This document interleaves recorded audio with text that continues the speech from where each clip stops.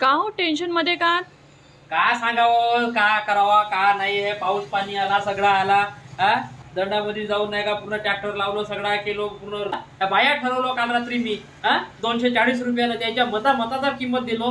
आणि हा आज पाहिलं तर 2 तास झाला मी येऊन आहोत, अजून बाया नाही आल्या. का करावं म्हणजे काही समजत नाही बाबा. बरं जाऊ द्या, पण तुम्ही कोणाकोणाला ठेवल्या होत्या त्या बाया? ते संगीती, शिवानी, ते जीवानी सगळ्याला सांगितलं होतं काल 240 रुपयानं. तर त्याला समजायला नाही पाहिजे का, यायला नाही पाहिजे का?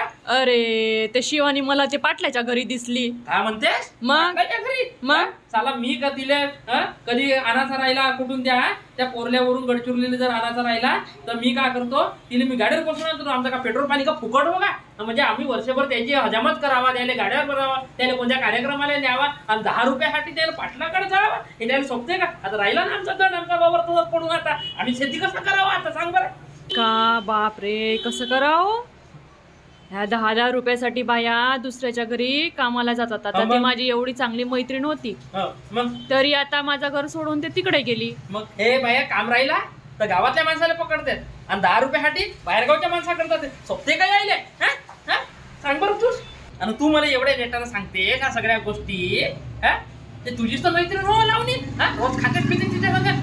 आणि त्या 10 रुपयासाठी त्या पाटलाकडे गेले, सोबला का दिले?